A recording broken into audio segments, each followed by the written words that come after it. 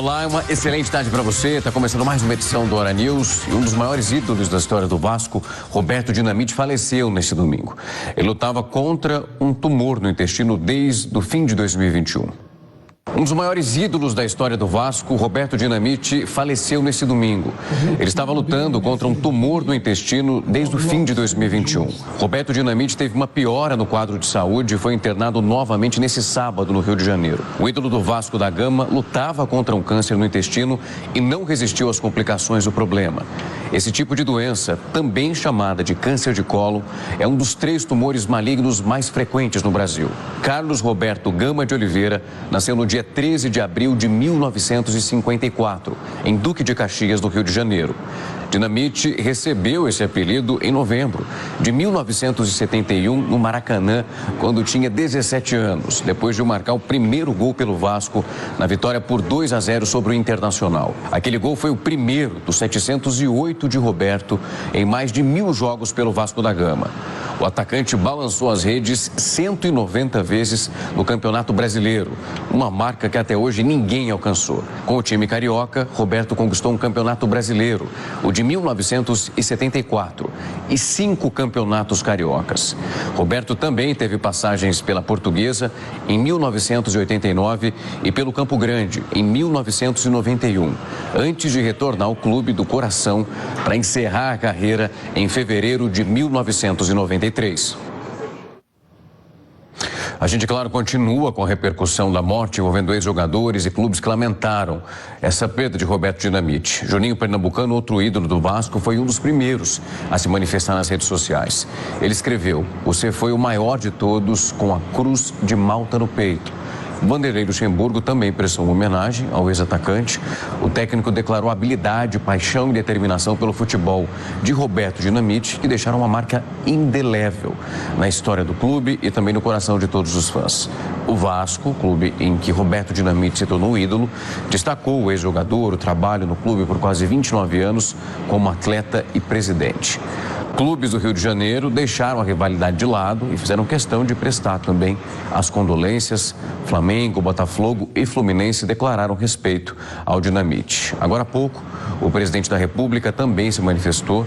Lula disse que sempre admirou o futebol do ídolo vascaíno.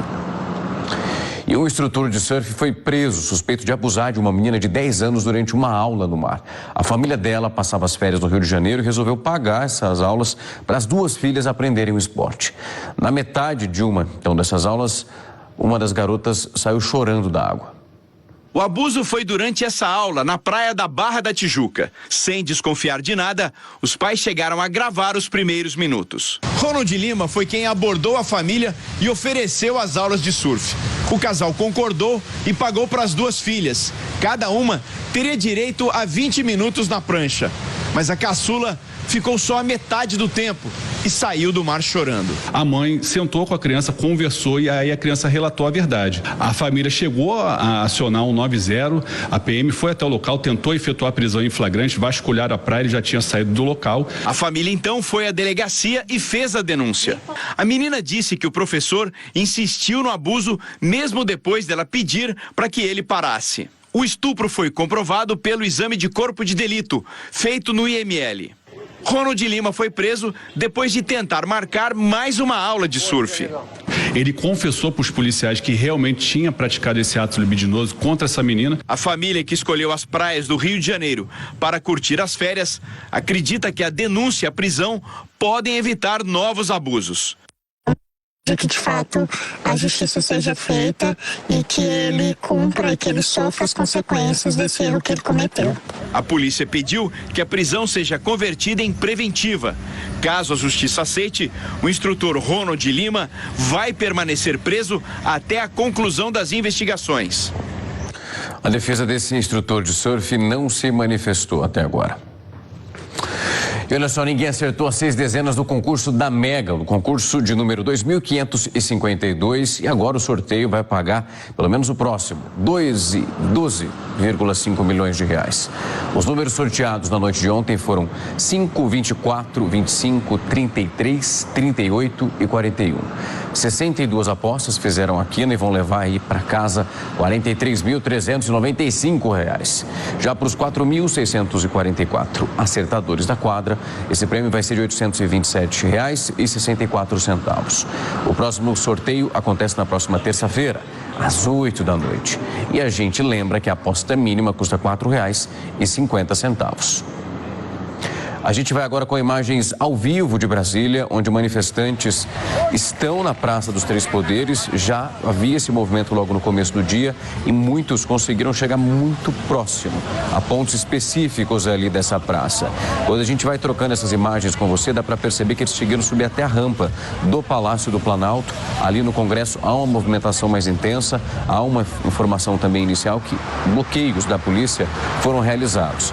Mas uma quantidade muito menor de agentes, o que não conseguiu bloquear as pessoas de passarem, pelo menos por 2 ou então 3 pontos onde havia uma concentração maior da polícia. Por enquanto não há um detalhamento sobre depredamento dos prédios, esses que os manifestantes conseguiram chegar mais perto. A polícia continua trabalhando, pelo menos a gente espera, de uma forma um pouco mais efetiva para conseguir, em algum momento, pelo menos, gerar alguma negociação com essas pessoas. Há uma confirmação, uma informação que já foi divulgada, é que alguns manifestantes teriam conseguido chegar e entrar no prédio do Congresso, nesse conglomerado que nós temos nesse instante. Mas, por enquanto, a polícia ainda permanece tentando fazer toda essa via. A gente vê que tem 2 pontos, né? As pessoas muito mais próximas e as outras caminhando ali, pelo menos dentro desse gramado, para conseguir se aproximar.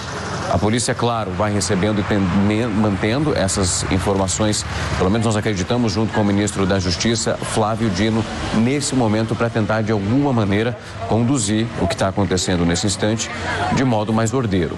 Esses manifestantes, como eu disse, chegaram a subir a rampa do Congresso, o grupo conseguiu entrar no prédio, houve um confronto com a polícia, houve também o uso de bombas e spray. A gente também afirma que o presidente da República não está em Brasília nesse domingo, ele foi para Araraquara. Isso que nós te mostramos aqui ao longo da semana, uma chuva muito forte que afetou o interior do estado de São Paulo, e ele foi até lá para fazer uma vistoria. E já há também a autorização da Força Nacional em Brasília para atuar e conseguir, de alguma maneira, evitar que as pessoas continuem próximas ao prédio do Congresso e também que tenham acesso à parte interna. Amanhã, segunda-feira, volta o trabalho, toda a rotina normalmente.